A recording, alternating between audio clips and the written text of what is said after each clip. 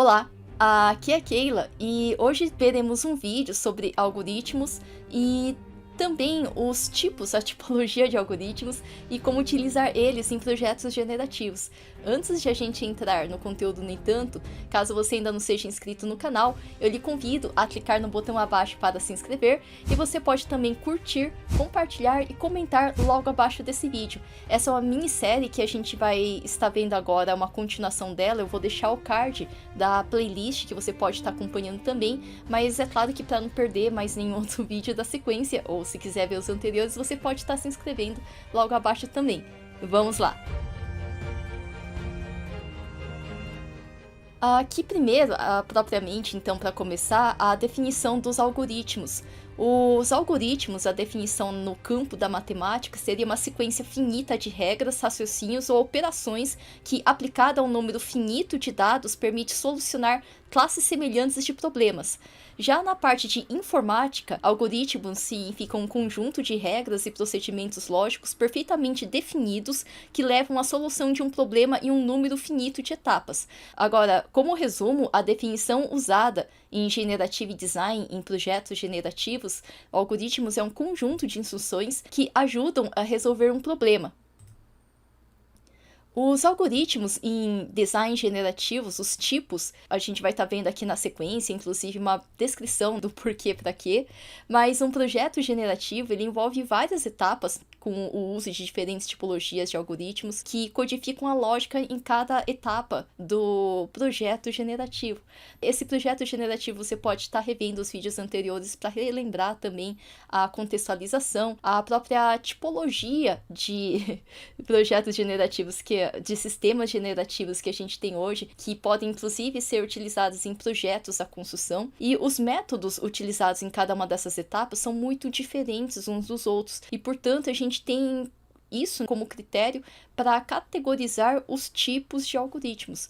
Daí, para cada etapa resumida, você pode estar vendo principalmente o vídeo anterior da parte de tipologia, a gente tinha a primeira etapa da ideação, da geração, a segunda etapa em que a própria população de projetos seria criada pelo computador e depois a avaliação, o ranqueamento final que seria realizada.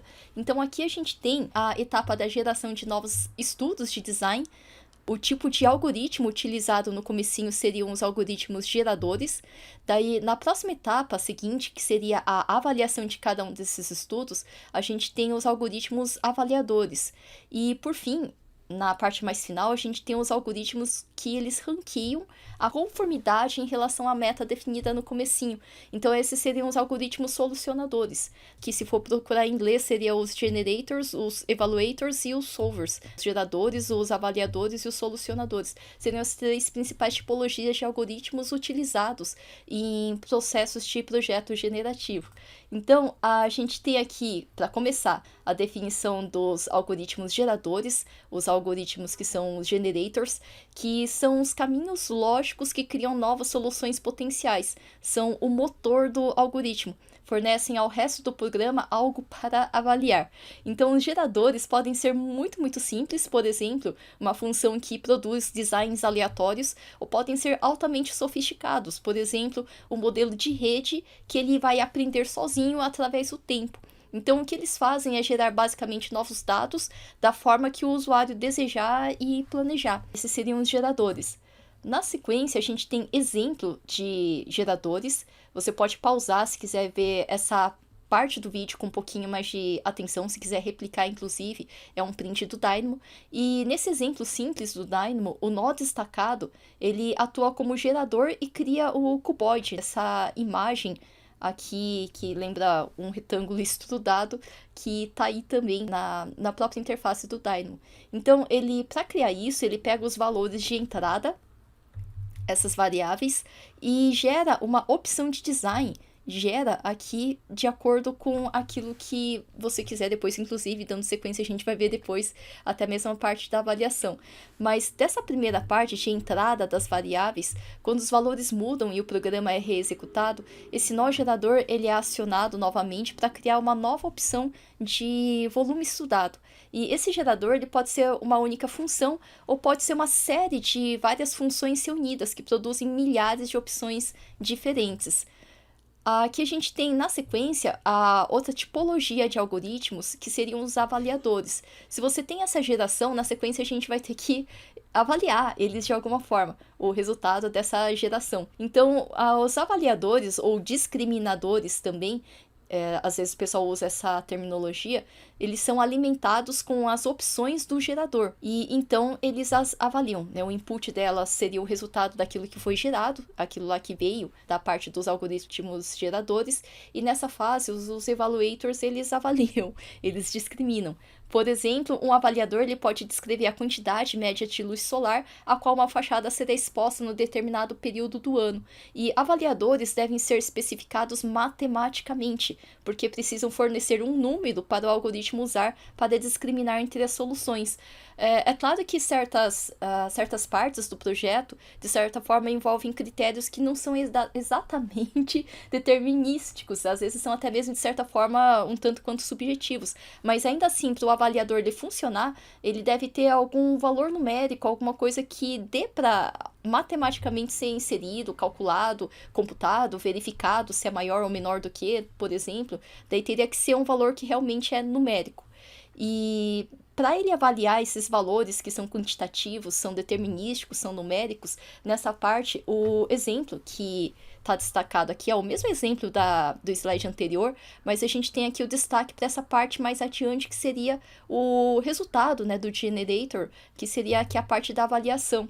Então, nesse exemplo simples do Dyno, os nós destacados são os avaliadores, dessa parte aqui da direita, e eles são os nós que questionam uma propriedade particular da opção de um projeto.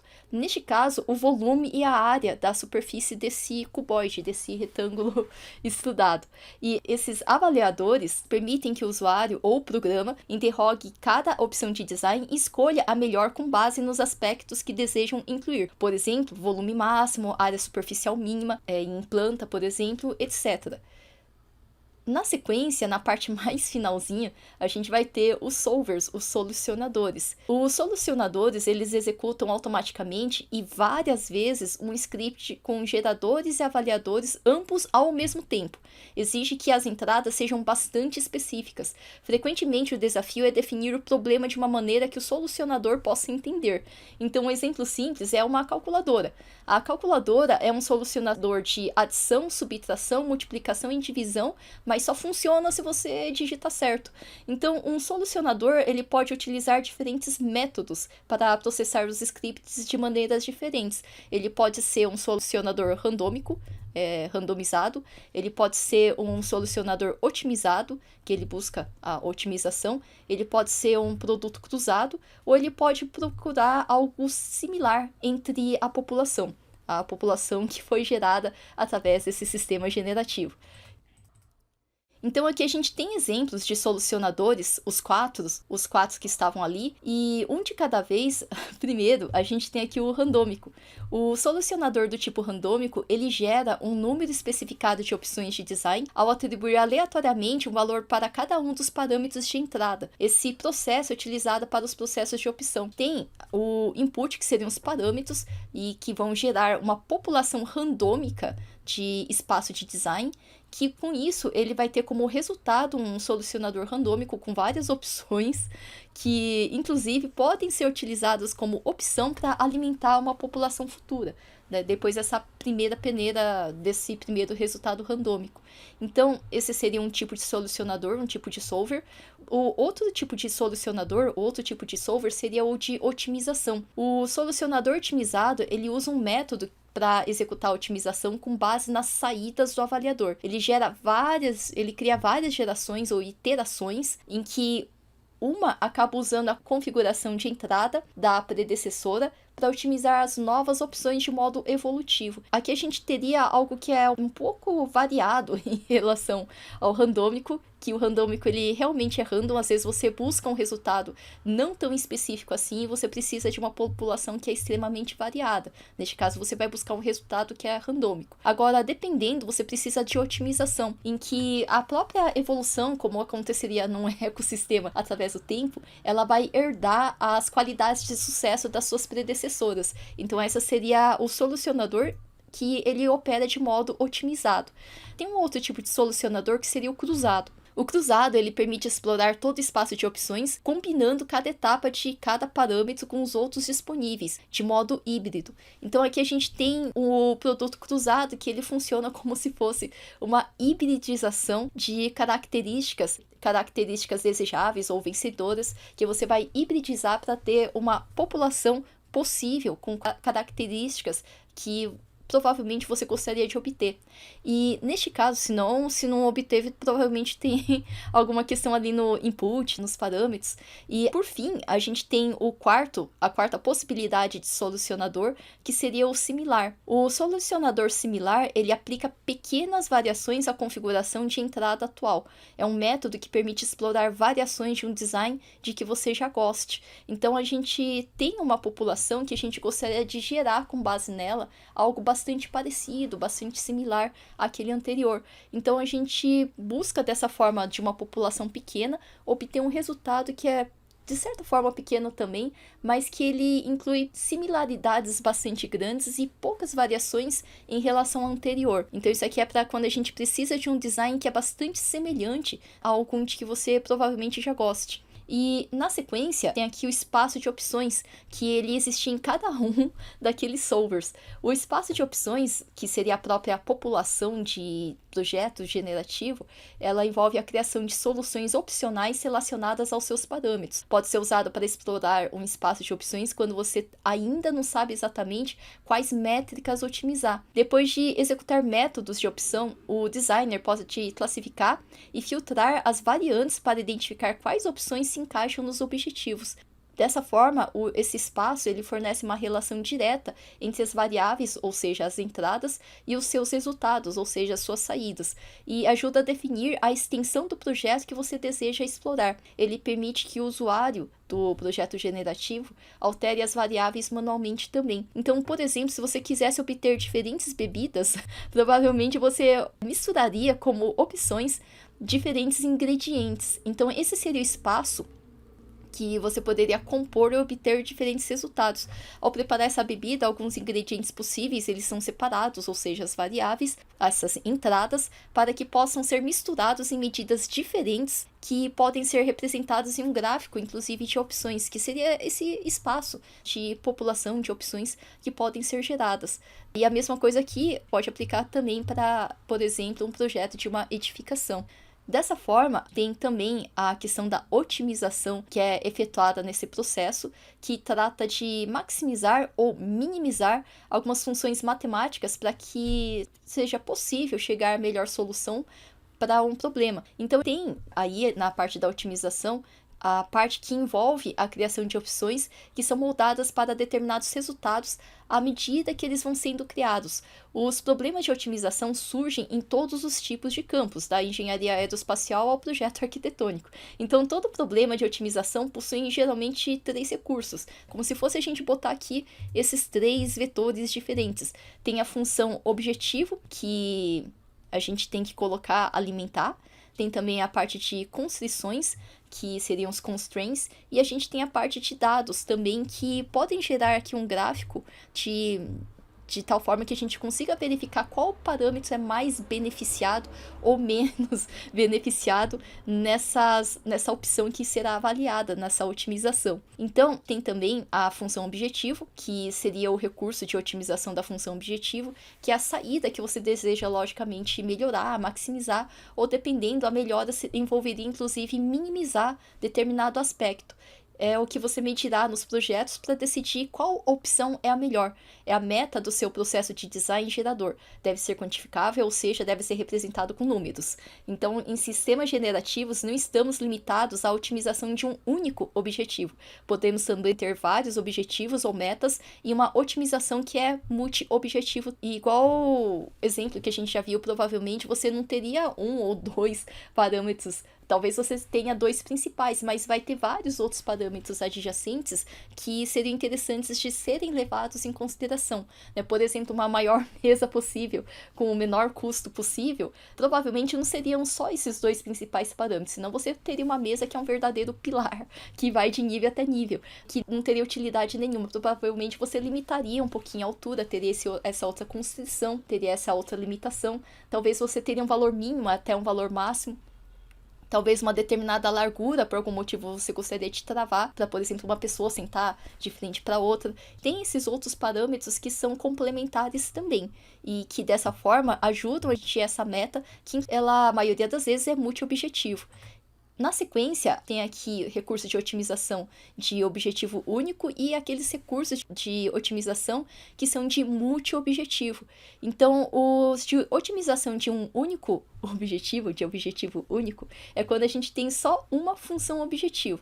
Nesse cenário, o computador ele retornará uma única solução ótima, por exemplo, a superfície com maior área. É somente um parâmetro que eu quero que declare o vencedor. Então, a gente tem uma função de um único objetivo, objetivo único. E quando a gente tem a otimização de função objetivo que é multi-objetivo, a otimização que é multi-objetivo, ela envolve o uso de múltiplas funções objetivos que competem simultaneamente, ao mesmo tempo, buscando encontrar a melhor compensação entre os objetivos, torna o processo de otimização mais complexo e oferece um conjunto de soluções óptimas em vez de uma só. Então, se você tem vários parâmetros que você gostaria de avaliar, provavelmente você vai também buscar uma população com vários resultados, em que talvez no indivíduo dessa população tenha principalmente em destaque a melhora de determinado parâmetro, mas não necessariamente um equilíbrio com todas aquelas demais que você tinha pontuado.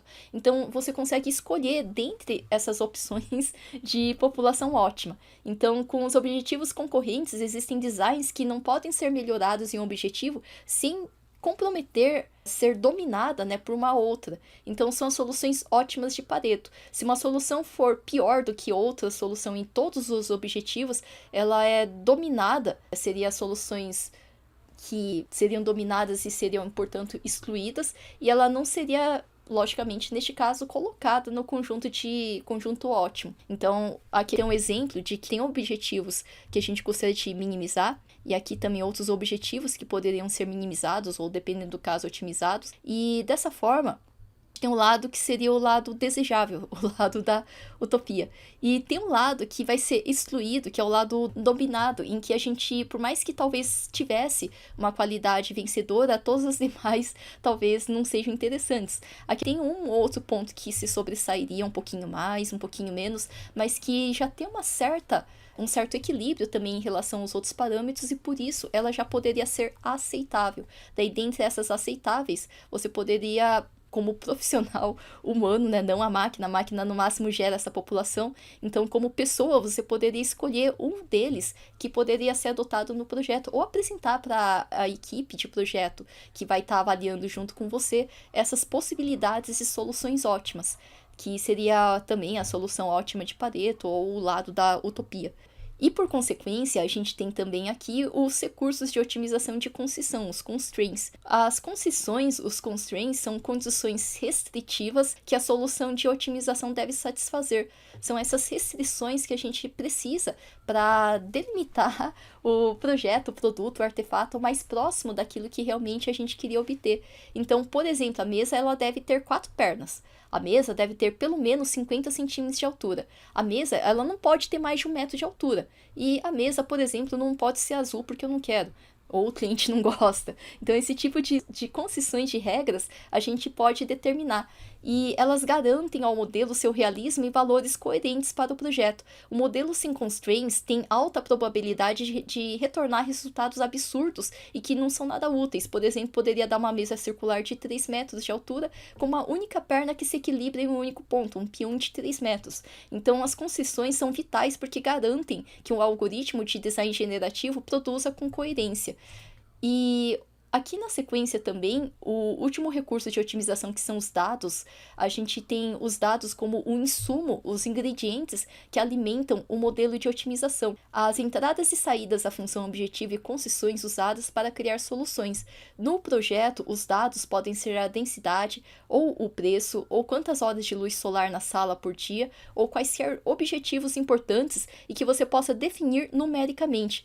O modelo de otimização no kit de ferramentas técnicas de design generativo pega esses dados e os usa para maximizar ou minimizar os valores conforme especificado pelo designer. Os problemas de otimização são resolvidos por algoritmos. Existem muitos algoritmos que podem resolver o mesmo problema, mas o mais comum usado em fluxos de trabalho de arquitetura e engenharia é o algoritmo genético mesmo, aquilo que a gente já tinha visto em vídeo anterior também. Tem aquelas diferentes possibilidades, né? Um que imita um sistema de otimização de complexidade crescente, né? O outro que seria o evolutivo, que da população sobrevive aqueles que são mais aptos, que permanecem ali no lado da utopia, da solução ótima. A gente tinha aquele lá que ele reforça, através de sistema de enxame também, a condição de se manter numa espécie de equilíbrio homeostático, mesmo com a perda de um componente dentro desse enxame. E a gente tinha também aquela outra possibilidade que imita a sintaxe, a criação de uma nova gramática que geraria um novo produto. Então a gente tem aqui também o recurso de otimização, parando para pensar que ele envolve bastante a parte de definição de metas. Os algoritmos, eles não funcionam tão bem, principalmente esses que são evolucionários, aqueles lá que tendem a crescer numa linha do tempo mais adiante. Então a gente tem as metas como sendo bastante importantes, que o algoritmo simplesmente ele não funcionaria tão bem se receber instruções vagas ou bastante imprecisas.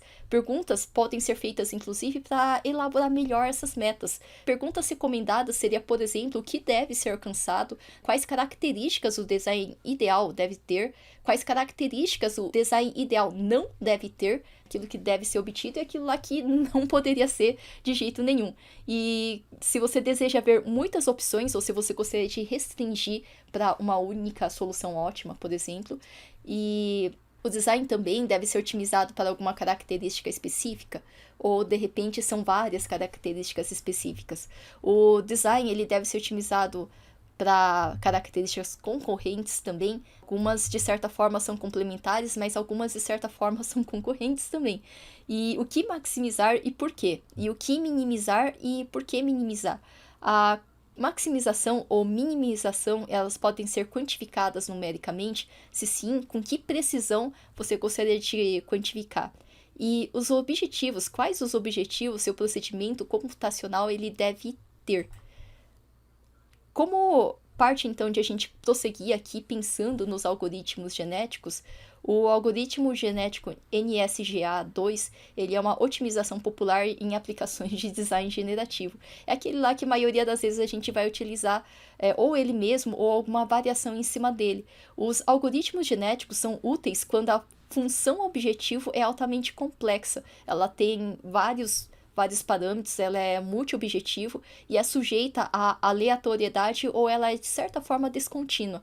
O algoritmo heurístico adaptivo, também referido como algoritmo evolutivo, é inspirado no processo de evolução pela seleção natural, e que aconteceria normalmente na natureza e que aconteceria naturalmente em um ecossistema. E em um algoritmo genético, os indivíduos mais aptos de uma população de soluções possíveis são selecionados para a reprodução e os seus genes são passados para gerações futuras. Então a gente tem desde um pequeno dinossauro se tornando um réptil aqui, uma tartaruguinha, por exemplo, até mesmo a otimização de prováveis projetos de construção através de otimização por um algoritmo genético, a gente ter a solução ideal, o projeto ideal que seria construído propriamente. E na sequência também, os parâmetros, ou seja, esses genes que são utilizados em processos generativos, eles são esses parâmetros do modelo que são os valores que orientam propriamente o desenvolvimento do projeto. Podem consistir de um único valor ou de uma faixa de valores aceitáveis também. Os algoritmos genéticos típicos, eles geralmente têm 5 fases. As 5 fases envolvem a inicialização, a avaliação, a seleção, a reprodução cruzada e a mutação. Então, a gente tem esse ciclo que se repete ao longo de gerações, que seriam as iterações. Ainda que sejam iterações, não são interações, eles não ficam interagindo entre si, mas a gente tem aqui a iteração, é um sistema que ele pode ir e, por exemplo, um descendente ele não herdar exatamente do seu pai a característica, mas talvez de algum antecessor mais anterior, avô, avós, por exemplo. Então a gente tem aqui uma iteração que ela não é necessariamente linear, mas em sistema evolutivo ele tende a ir adiante, ele geralmente não retrocede, só parar para pensar nisso. Mas ele herda essa nova geração, ele vai herdar as qualidades anteriores, é claro. A gente vai ter a evolução e avaliação de cada indivíduo através da sua seleção, reprodução, mutação, e essa nova geração, por consequência, ela alimentando esse ciclo de mutação. E cada iteração, ela usa dados da geração predecessora, logicamente. Então, a gente tem aqui a primeira fase dos algoritmos genéticos, que seria a inicialização. E a gente pode estar vendo esses algoritmos genéticos também com mais detalhes no próximo vídeo que eu vou colocar aqui nessa sequência dessa playlist. E para que você não perca o próximo vídeo, caso você ainda não seja inscrito, você pode clicar no botão abaixo para se inscrever, você pode curtir, compartilhar e comentar logo abaixo desse vídeo. Nos vemos na próxima então!